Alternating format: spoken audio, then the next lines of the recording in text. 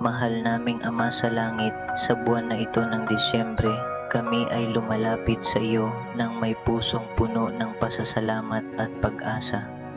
Sa gitna ng mga pagsubok at trahedya na aming naranasan, lalo na noong nakaraang buwan ng Nobyembre, kami ay nananalig sa iyong walang hanggang pag-ibig at awa.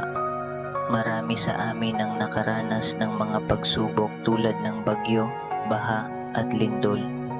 Nakita namin na may mga buhay na nawala, kami po ay takot at nahihirapan. Ngunit sa kabila ng lahat ng ito, naniniwala po kaming hindi mo kami pinabayaan. Jesus, anak ng Diyos, ikaw na nagpakita ng pagmamahal at sakripisyo, tulungan mo kaming maging matatag sa aming pananampalataya. Ipakita mo sa amin ang iyong presensya sa bawat araw ng aming buhay.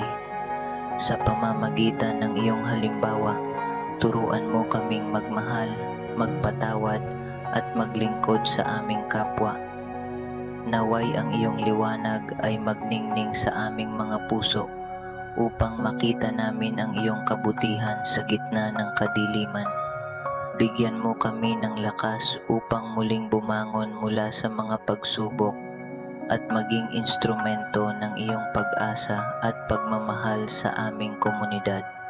Sa pamamagitan ng inyong bugtong na anak na si Jesus at ang panalangin ito, hinihiling namin na ang iyong presensya ay maging buhay at tunay sa aming mga puso. Amen.